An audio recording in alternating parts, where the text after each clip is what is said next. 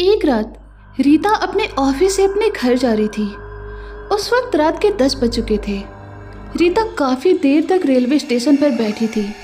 वहाँ पर उसके अलावा और कोई भी नहीं था। कुछ देर बाद वहाँ पर एक ट्रेन आ गई। उसके बाद रीता उस ट्रेन में बैठ गई। उस ट्रेन में भी रीता के अलावा और कोई भी नहीं था। वो ट्रेन पूरी खाली थी, इसलिए रीता को थोड़ा अजीब लग रहा था। कुछ ही देर बाद उस ट्रेन के लाइट्स ऑन ऑफ होने लग गए। ये देखकर रीता काफ़ी ज़्यादा डर गई और वो अगले स्टेशन पर ही उतर गई।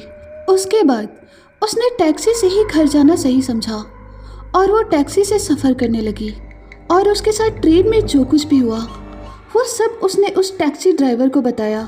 रीता की बातों को सुनकर वो टैक्सी ड्राइवर हंसने लगा और हंसते हंसते वो अचानक ही हवा में कहीं गायब हो गया। ये सब देखकर रीता पूरी तरह से डर गई। अब उस टैक्सी को कोई भी नहीं ड्राइव कर रहा था। वो टैक्सी अपने आप ही चल रही थी और अचानक सामने एक नदी आ गई। अभी वो टैक्सी पानी में गिरने ही वाली थी कि तभी अचानक रीता की आंखें खुल गई। उसके बाद उसने जब खुद को देखा तो वो अपने बेडरूम में बैठी हुई थी और उसकी माँ उसके सामने खड़ी थी।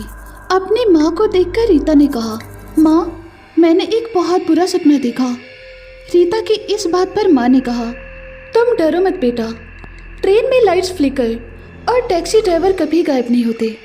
चलो अब तुम फ्रेश होकर नीचे आ जाओ, मैं ब्रेकफास्ट रेडी करती हूँ।